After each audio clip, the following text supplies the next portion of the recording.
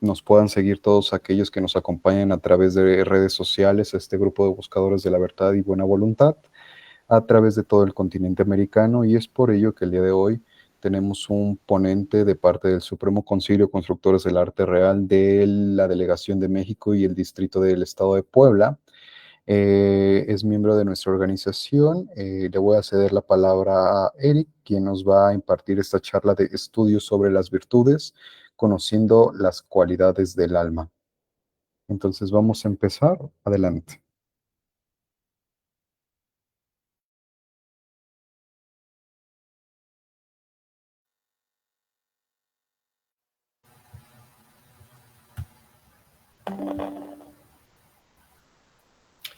Hola, ¿qué tal? Muy buenas noches a todos.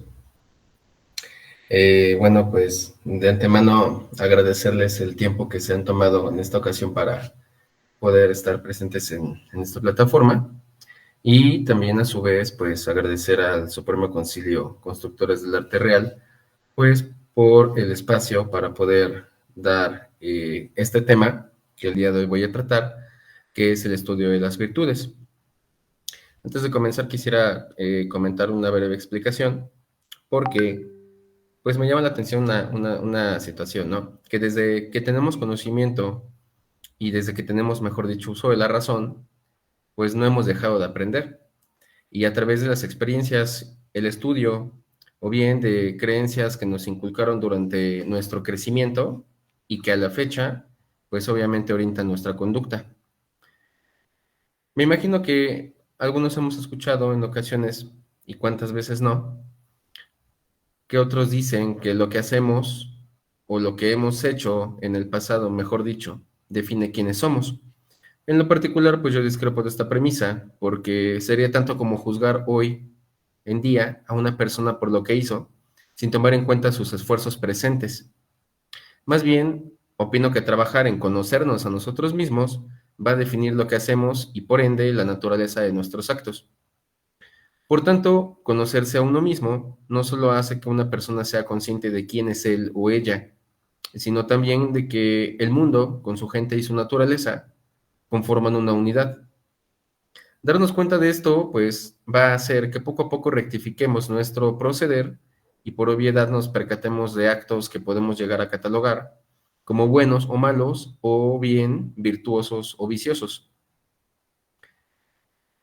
Y esto es lo que hace que se me sobrevenga a la cabeza una incógnita que considero es indispensable ya formular. ¿Qué es la virtud? Y luego entonces, si existe algo contrario a ella, y cuáles eran las ideas que en el pasado se tenían acerca de la virtud. Quizá si existe alguna clasificación de la virtud y de ser así, cuántas son y en qué consisten. Y entre otras preguntas, si la virtud nace con la persona o la virtud se hace con la persona. ¿Y qué es lo que hace que una persona sea virtuosa? Como punto principal, luego de entender este tema, ¿para qué nos sirve la virtud? Entre otras más. Pero bueno, antes de comenzar un poco el estudio de este tema, para hacer un tema, un caso práctico, les voy a pedir que traigan a su mente a una persona o grupo de personas que ustedes en algún momento hayan considerado o consideren virtuosas. Esto con la finalidad de que les sirva de punto de apoyo y a su vez, conforme vaya dándose el desarrollo del tema, analicen a los individuos que eligieron, ¿de acuerdo? Primero voy a comenzar con un aspecto importante que son los antecedentes históricos. Dentro de estos antecedentes históricos podemos encontrar un personaje como lo es Aristóteles. Para Aristóteles, la virtud básicamente es un modo de ser por el cual el hombre se hace bueno y a través de esto realiza una función propia. En otras palabras, le da un propósito a su existencia.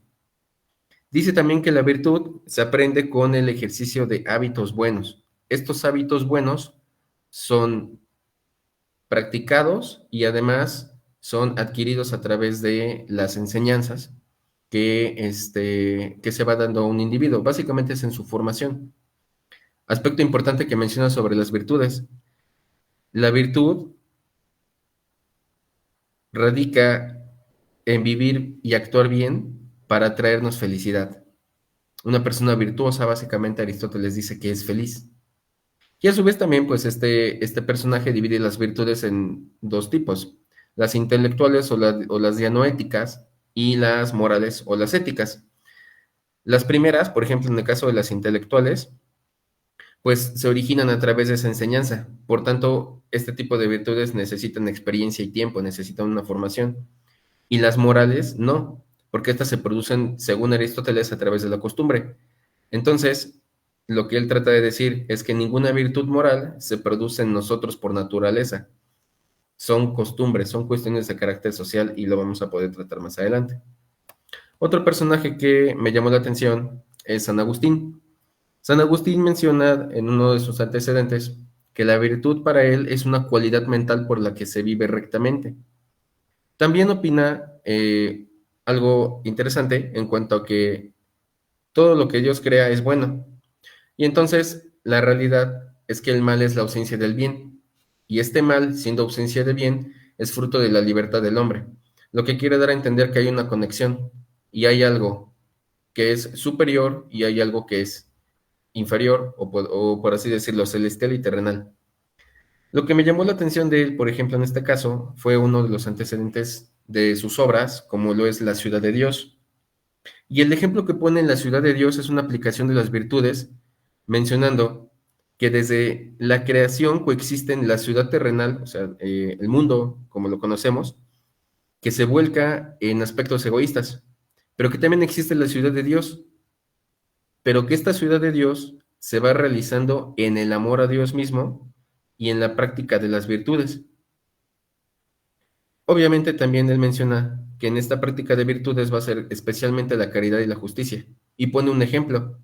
Ni Roma ni ningún estado es una realidad divina o eterna, puesto que la ciudad de Dios no se identifica ni con la iglesia del mundo, así como la conocemos, sino que es la meta hacia donde se encamina la humanidad y está destinada a los justos.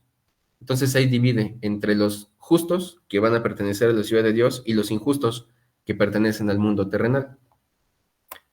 Después también tenemos un personaje importante que es Santo Tomás, y él nos habla o retoma ciertas ideas de Aristóteles mencionando que la virtud es un hábito estable, pero ya nos empieza a hablar que es de las facultades del alma para obrar bien y alcanzar los fines que le corresponden al alma. Es decir, estos hábitos también afirma él que se adquieren con el ejercicio constante y la repetición. Básicamente, entonces, él nos va a hablar de que lo que sucede, este hábito no procede del cuerpo. Este hábito básicamente procede del interior. El cuerpo es el medio a través del cual el alma manifiesta ese deseo, el deseo de obrar bien. Y algo interesante que menciona es que cuando los hábitos ayudan a predisponer a la persona para que cumpla el bien, entonces es cuando sí se habla de virtud. De lo contrario, todo aquello que no predisponga a la persona para cumplir un bien es un vicio. Y con estos tres antecedentes, podemos darnos cuenta de que estos personajes no solamente se sustentan en temas de las capacidades intelectuales, sino también en un terreno espiritual. Y esto es muy interesante, pues básicamente a mayor conciencia, mayor es la probabilidad de alcanzar la virtud. Pero ahora, pues pregunta importante, ¿no? ¿Qué es la virtud? La Real Academia Española menciona que la virtud es la actividad o fuerza de las cosas para producir sus efectos. Esto es básicamente referirse a la capacidad o potencial para actuar que se asocia a la voluntad. También menciona que es la disposición para obrar de acuerdo con determinados proyectos ideales como el bien, la verdad, la justicia, la belleza, entre otros tantos proyectos ideales que pudieran imaginarse, ¿no? Esto básicamente también se puede dar a entender que el ejercicio de tu voluntad debe regirse con la observancia de principios y valores. Y finalmente, que la virtud es el recto modo de proceder. En otras palabras, es tu forma de actuar. Otra definición señala que la virtud es una disposición habitual adquirida por el ejercicio repetido de actuar consciente y libremente en orden a la perfección o al bien. Si nos damos cuenta, gran parte de los antecedentes que mencioné, atraídos a las breves definiciones de este momento, o bueno, breves conceptos, guardan un símil, tienen cierta relación. Y en este caso, notemos que este último concepto destaca tres elementos. Primero, que tu actividad debe de ser repetida. Segundo, que tu actuar debe de estar motivado por tu conciencia. Y tercero, que tus actos deben de tender al bien. Y entonces, con estos elementos, incluso podríamos hablar de un probable parámetro que nos ayude a concluir si una acción es virtuosa o no. Aquí es donde considero hacer una división. No es lo mismo el hábito que la costumbre, porque el primero, o sea, el hábito es individual y la segunda es colectiva. En otras palabras, siendo el hábito de dominio privado, puede ser modificado por ti conforme a tus decisiones, en tanto que una costumbre, al ser de dominio público, es más difícil de poder modificar. La clave aquí está en que el hábito denota una naturalidad y estabilidad. El hábito se nota, pero además el hábito es súper específico. Cuando es súper específico, pues entonces podemos observar de manera pública en qué consisten ese tipo de hábitos. Pero bueno, ¿qué necesita la virtud para ser una virtud? Ya dijimos dentro de estas definiciones, y yo la plasmé de la siguiente manera. Necesita voluntad, libertad, ser consciente y orientarse hacia el bien. Estos van a ser los contenidos de la virtud, o sea, como el néctar. En tanto que la acción habitual, de la que ya hablamos, bajo la observancia de determinados principios y valores, pues van a ser el continente de la virtud. Es como una cáscara. Imaginémonos, pues básicamente un vaso con agua. El vaso es el continente. El contenido es lo que nos interesa en ese momento. ¿Qué le vamos a vertir? Le vamos a vertir agua, le vamos a vertir un jugo, entre otras. Todo eso va a depender que cuente con esas características para que tenga ese valor como tal. Ahora, pues pasamos a otra cuestión. Si ya hablamos de lo que es la virtud, de lo que se tiende al bien, pues ¿qué es lo contrario a la virtud, no? Lo opuesto a la virtud es el vicio, o sea, es un hábito adquirido también, sí, pero por la repetición de actos que son contrarios al bien. O en otras palabras, pues es el vicio, el contentamiento de nuestras pasiones y de todo aquello que es producto de nuestras emociones. Ahora, bueno, si existen vicios y virtudes, la pregunta es, ¿pueden los vicios transmutarse en virtudes? Pues sí, de hecho los vicios también pueden transmutarse. Sí, pero con el trabajo habitual que ya hemos descrito, estos parámetros que ya mencionamos. De manera que tendremos dos tipos de seres, los que se van a esforzar por alcanzar la virtud y los que se van a contentar con los placeres de la vida preocupados solamente por sí mismos. Aquí también hay una clave. En el tema de la virtud no solamente es individual, es un beneficio común. Bueno, entonces, por lo tanto, la virtud es una excelencia moral y es una disposición habitual firme de hacer el bien, permitiendo a las personas no solo realizar actos buenos, sino dar lo mejor de sí mismas y con todas sus fuerzas sensibles y espirituales, ya que la persona virtuosa tiende hacia el bien, lo busca y lo elige a través de acciones concretas, conscientes y libres. En este caso, por fuerzas sensibles, digamos los aspectos físicos, ¿sí? La forma en la que se realizan las cosas. Mientras que por fuerzas espirituales, digamos, la inspiración en lo divino, o actuando de tal o cual manera sin que se detenga uno hasta alcanzar el bien por el bien mismo o por amor a Dios. En mi opinión personal, pues la justificación de esta última idea de la fuerza espiritual radica en que si Dios no concede a un hombre principios de operación, en este caso, virtudes adecuadas para un superior destino, las fuerzas propias o naturales del hombre no serían suficientes ni tampoco tendrían una dirección eficaz a un fin sobrenatural. De este modo, pues el Creador ha brindado la oportunidad de que lleguemos a ser un reflejo de su perfección divina. Y entonces esto guarda mucha relación también con la noción de los antecedentes anteriores, en donde no hablamos solamente de una parte intelectual, sino hablamos de una necesidad que va mucho más allá de los sentidos físicos. Pero también acá me sobresalía otra pregunta, ¿no? ¿La virtud nace o se hace? Bueno, las virtudes en sí no son un don natural con el que nacemos, no nacemos siendo virtuosos. Más bien, en nuestra naturaleza como seres humanos existe una disposición y nuestra capacidad para con ella, que va a facilitar esta adquisición de la virtud cuando se ponen medios adecuados para ello. Pero aquí viene otra pregunta.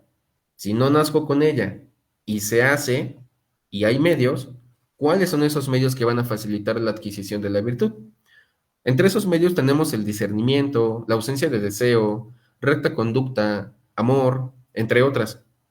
Por lo que, pues con el uso apropiado de nuestra mente, por medio de la inteligencia, la razón, un dominio propio, la fuerza de voluntad y deseos por ayudar al prójimo, obtenemos resultados positivos que impactan en nuestra vida personal y en nuestro medio ambiente. Entiéndase por este medio ambiente el punto donde iniciamos desde la familia, nuestros amigos, el trabajo y otros lugares a donde públicamente nos podamos encontrar presentes.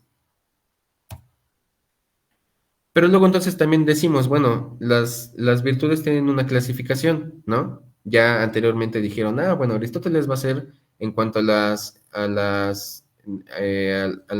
dianoéticas, bueno, intelectuales y morales, y en este caso, Santo Tomás, que bueno, decía que eran las intelectuales, las teologales, ¿no?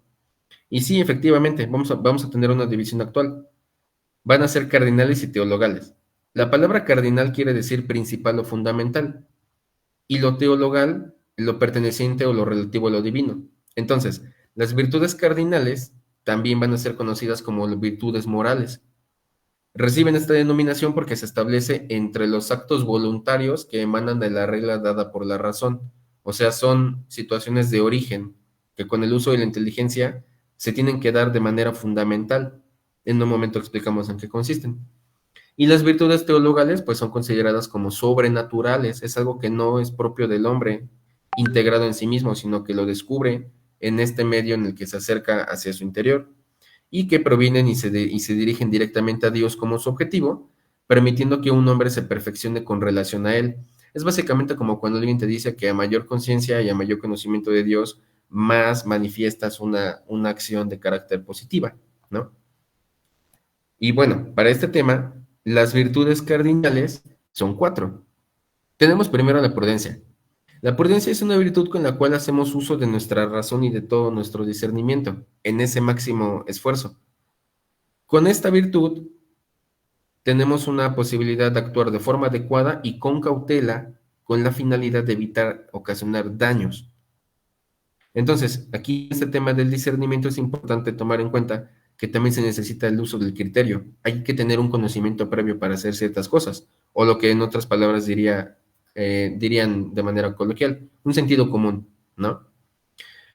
Pero si la prudencia nos lleva a que nosotros actuemos de forma adecuada y con cautela, ¿qué existe como contrario? Pues lo contrario a ella sería la desobediencia, no cualquier desobediencia, sino la desobediencia cuando te domina un ímpetu de pasión o capricho, cuando buscas tener una razón que no sabe, que no tienes, o que sabes que no la tienes, ¿no?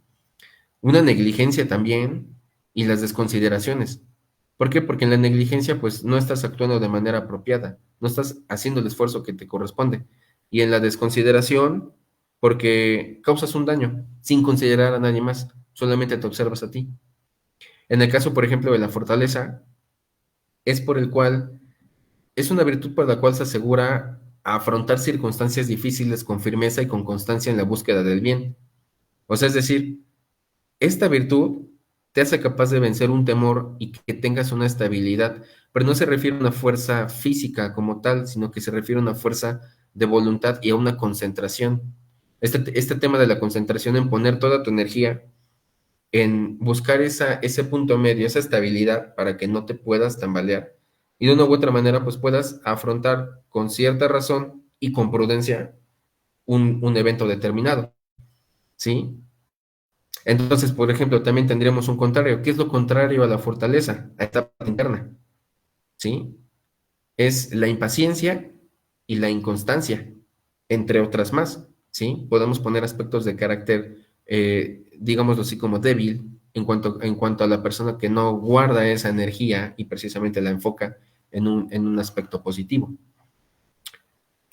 También tenemos la templanza, y la templanza es una virtud que procura el equilibrio de los instintos y pone nuestros deseos a raya.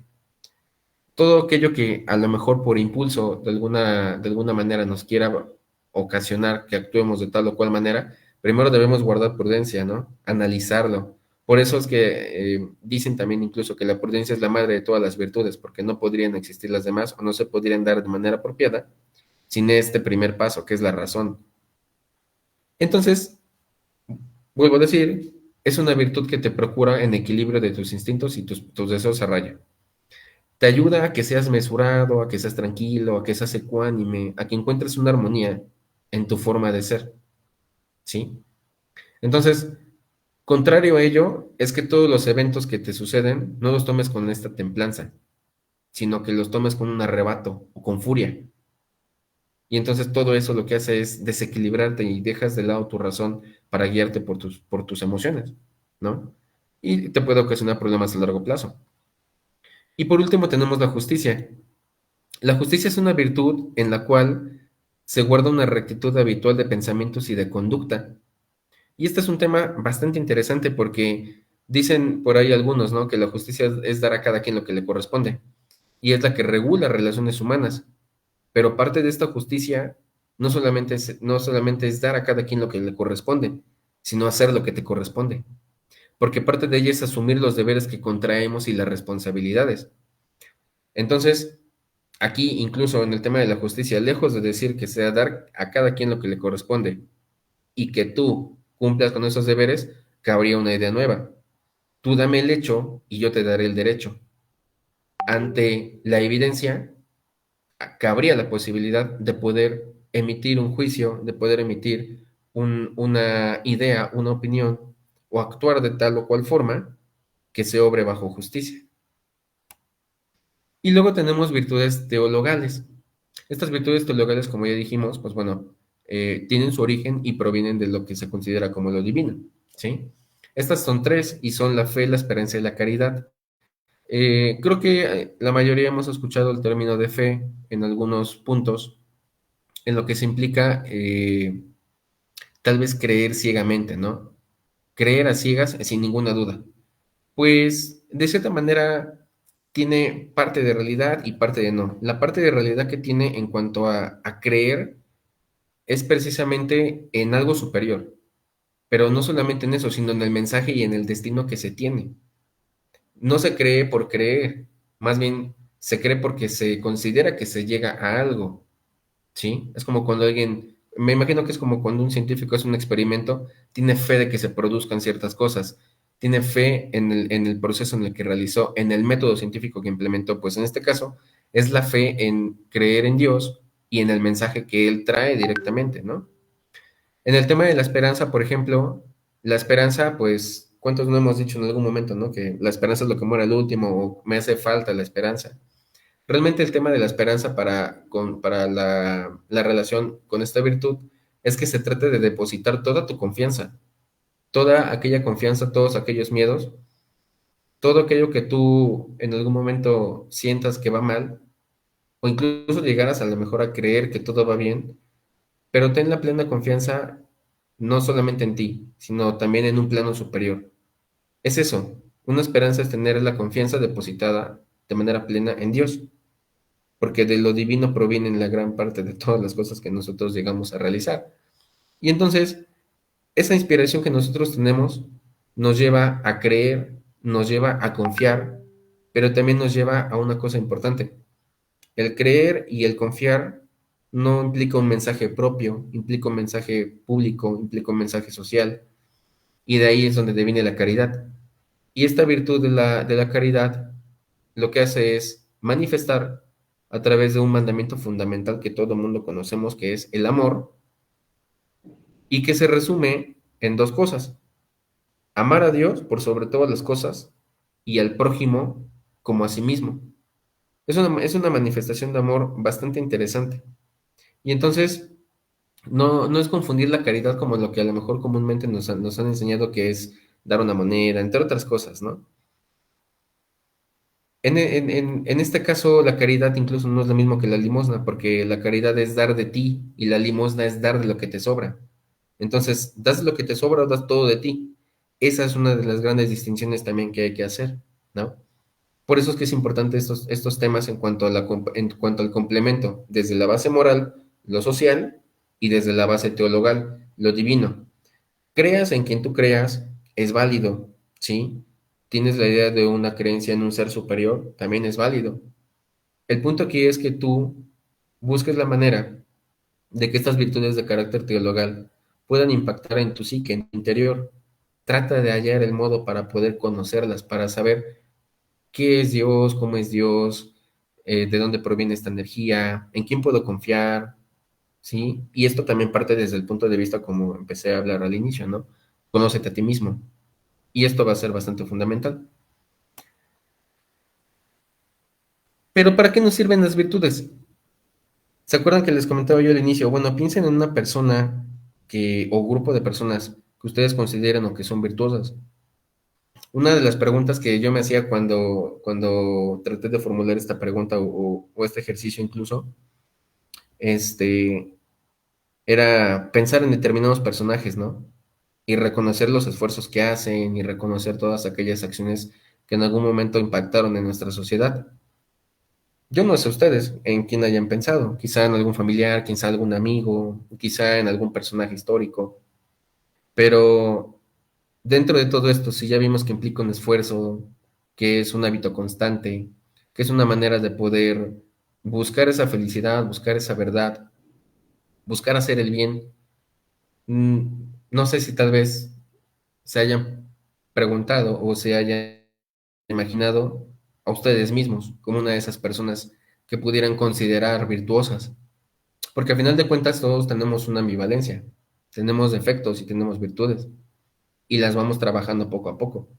Y si una de las personas que tú llegas a pensar no son tú misma, ¿no? O tú mismo, pues yo te invitaría a que puedas reflexionar entonces qué estás haciendo por ser virtuoso, qué es lo que estás haciendo para que estas virtudes puedan impactar en tu vida.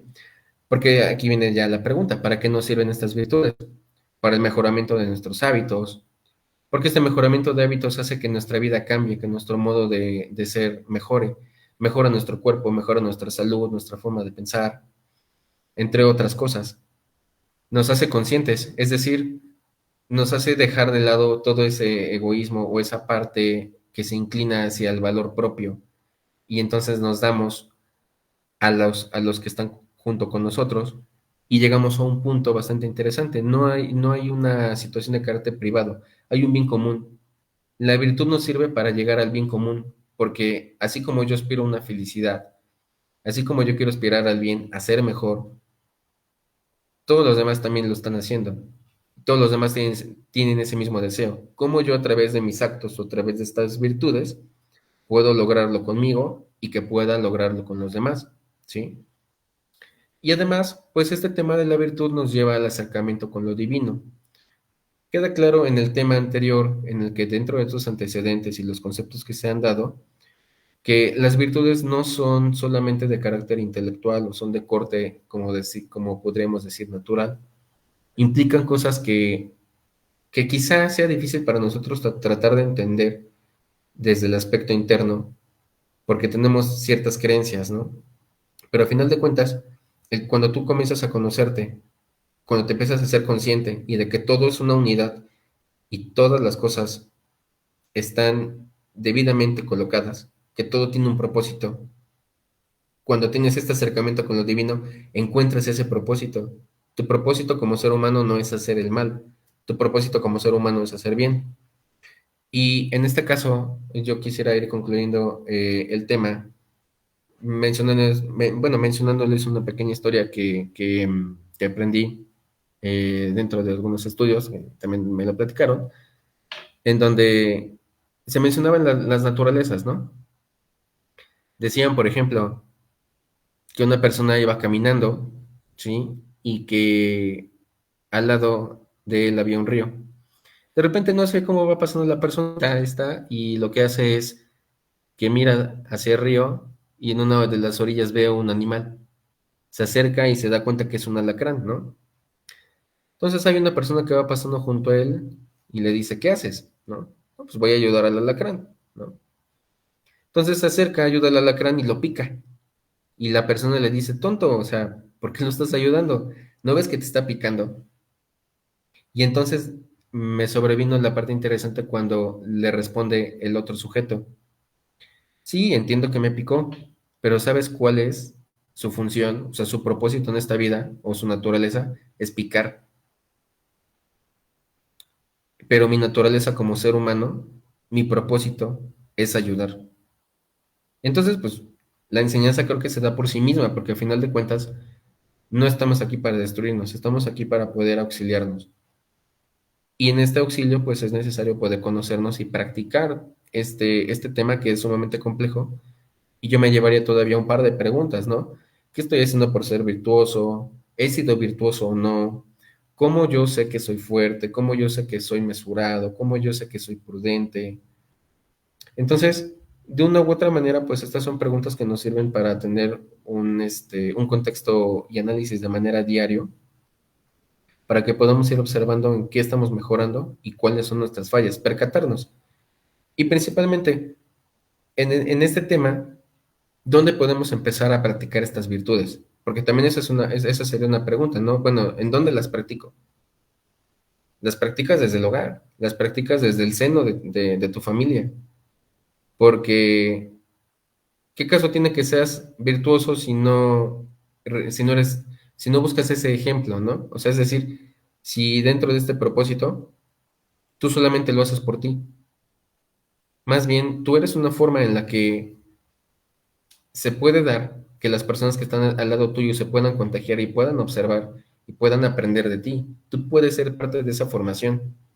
Y entonces, pues en este tema de las virtudes, pues es bastante interesante el modo en el que se da, el modo en el que se desarrolla, que parte de ello sí deriva del intelecto, deriva de nuestras facultades de inteligencia, de pensamiento, de la mente, pero también deriva de la parte interior, no solamente ver la cáscara, sino ver el contenido, la voluntad, las intenciones, de una u otra manera, pues ver todos aquellos propósitos que nosotros tenemos, ¿no? Entonces, yo los exhortaría en esta ocasión, pues, a que el día, terminando esta presentación, pues se puedan formular ciertas preguntas, ¿no? ¿Qué están haciendo por ser virtuosos? Si realmente cumplen a lo mejor con ciertos parámetros que traté de establecer, no es un definitivo, pero es un parámetro conforme a las definiciones. Y entre otras, también qué están dispuestos a hacer para ser virtuosos, porque para ser virtuoso necesitas dejar cosas. ¿Qué estás dispuesto a dejar para poder trascender en la sociedad a través de los ejercicios virtuosos? Por mi parte sería.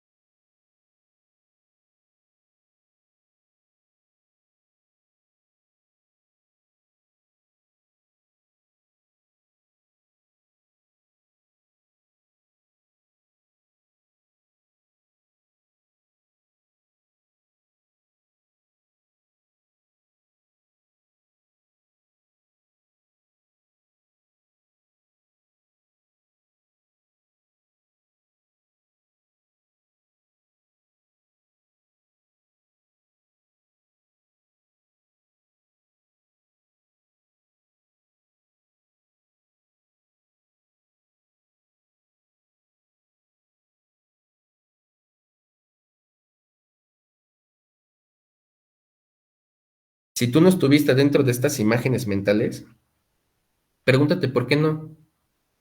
¿Por qué no te considerarías tú una persona virtuosa? Pero ahora que ya sabes que todos tenemos defectos y virtudes, tú podrías observar que puedes ser una persona virtuosa siempre que cumplas determinados parámetros, como ya se expuso. Uno, principalmente, que el interior tuyo busque el bien, que lo que hagas sea por el bien propio. O sea, me refiero al bien por el bien, no por una intención de carácter personal para que tú te cuides o tú no obtengas un resultado negativo, ¿no? Que tengas un hábito bueno, que sea repetitivo. Y en este caso, el hábito bueno, incluso, no solamente lo observas tú, lo observan tus semejantes, es público. Y que todo esto lo hagas de manera consciente y libre. Si alguien te está forzando para que hagas el bien, no es virtud, no lo estás decidiendo tú. Alguien más te está usando. Tú debes de elegirlo. Entonces, esos son como los pequeños parámetros, pequeños o grandes parámetros que tú tienes que tomar en cuenta. hábito repetitivo, hábito positivo, que es consciente y libre y que todo lo que haces tiende hacia el bien. ¿Tienes defectos y ya los conoces? Entonces empieza a corregirlos. Ejemplo claro.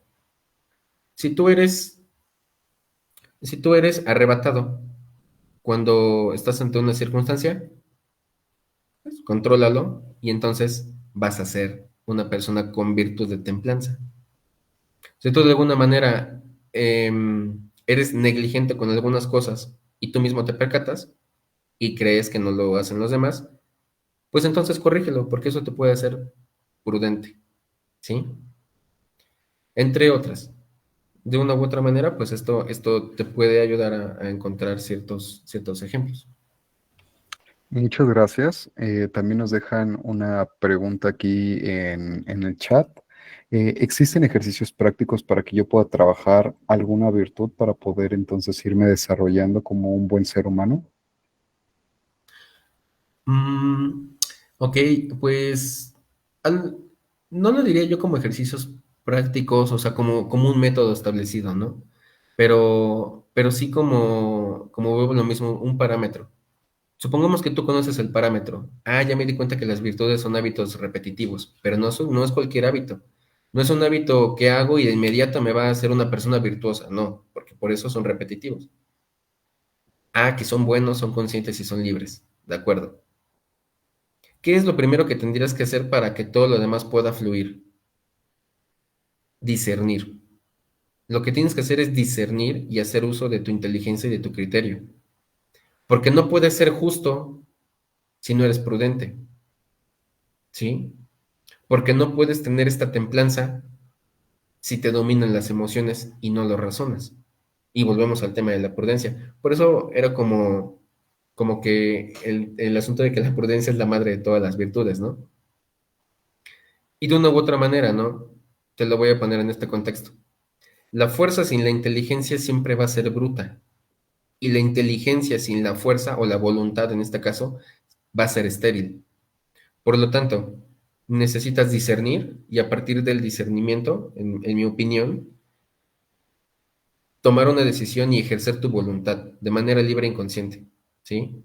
Cuando tienes esta idea y la ejerces con voluntad, entonces tú te puedes guiar de la manera en la que tú estimes más pertinente. Y eres prudente, eres fuerte, estás calmado y actúas con rectitud, o sea, con justicia, de cierta manera, ¿no? Ante todas tus circunstancias. Entonces, yo te sugiero, mi primer paso sería que ocupes el discernimiento, distingue y decide qué está bien y qué está mal. Muchas gracias. También tenemos otra pregunta. ¿Cuánto tiempo se necesita cuánto tiempo se necesita trabajar para reforzar una virtud y se haga parte de uno mismo en esta gran carrera llamada vida? Ok, ¿cuánto tiempo se necesita para reforzar una virtud? Bueno, creo que no es tanto un tiempo, ¿no? Porque no sabemos si en un año ya voy a ser virtuoso o no. Al final del día eres un ser humano y vas a cometer determinados errores. Quizá yo la reformularía en tanto si el hábito constante hace que mantenga la virtud, pues sí, de hecho, no me enfocaría al tiempo, me enfocaría más a que para llegar a la virtud, tú céntrate en los actos que son positivos, en los actos que tendan al bien, en los actos que tú busques desde el interior que van a ayudar a los demás. Que, o sea, es decir, que vas a buscar el servicio por el servicio, ¿sale? No por servirte de él. Entonces, en este caso, pues, el tiempo no lo vas a ver pasar. La virtud no es algo que tú te vas a establecer en un determinado tiempo y va a ser así. Insisto, tenemos defectos y virtudes, pero lo que vas a hacer con este ejercicio que ya había explicado de manera anterior, en donde tú identificas estos hábitos negativos o estos malos hábitos y los sustituyes por unos buenos, es lo que te va a llevar a tener una buena calidad de vida.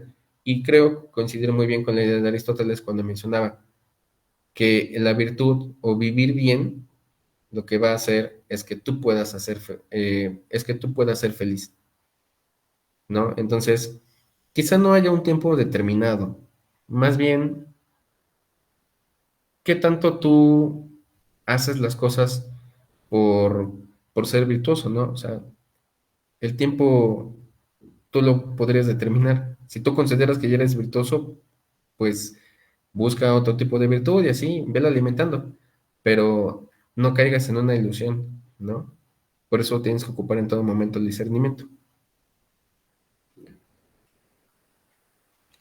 Muy bien, excelentes recomendaciones. Creo que también debemos continuar esta ardua labor. Nos dicen en redes sociales, constancia también es una parte fundamental para lograr las virtudes.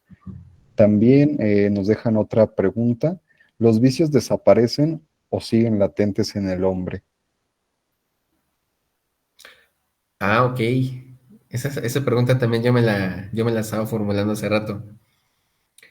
Mm, bueno, en mi opinión, yo creo que cuando existe el vicio, se puede transmutar a la virtud. Y en algún momento yo también llegué a pensar que si, tomando esta premisa, los vicios pueden transformarse en virtudes, o los vicios pueden dejar de ser vicios para ser virtud, hay que tomar en cuenta una cosa. La virtud no puede dejar de ser virtud para ser un vicio. Entonces, si tú ya superaste un vicio y ya se convirtió en una virtud, es virtud. Ese vicio, por así decirlo, queda relegado porque tú estás actuando de manera constante para sustituir un mal hábito. No vuelve, pero eso depende de la naturaleza de las acciones que tú vayas a realizar, ¿sí? Tiene que ser público, tiene que ser un hábito constante, como ya mencionaban en la palabra, tiene que ser repetitivo, aspirar al bien, pero a final de cuentas siempre va a haber un defecto y una virtud, ¿sí? Tú eres humano y bueno, necesitamos de esta parte para conocer la buena, ¿sí? Muchas gracias por las respuestas y creo que es un tema que nos vamos a llevar a reflexionar cada uno de nosotros. Creo que este primer estudio introductorio a las virtudes nos va a ir acercando más a las aproximaciones que han hecho varios estudiosos, así como lo mencionó Eric, al principio de la charla. Y también no queda más que agradecer a todos los buscadores de la verdad y buena voluntad que se dieron cita hoy para poder asistir a esta charla y continuar con nuestro proceso de aprendizaje. Sin más, agradezco mucho su asistencia y con eso concluimos la sesión de hoy. Muchas gracias y hasta luego. Hasta luego.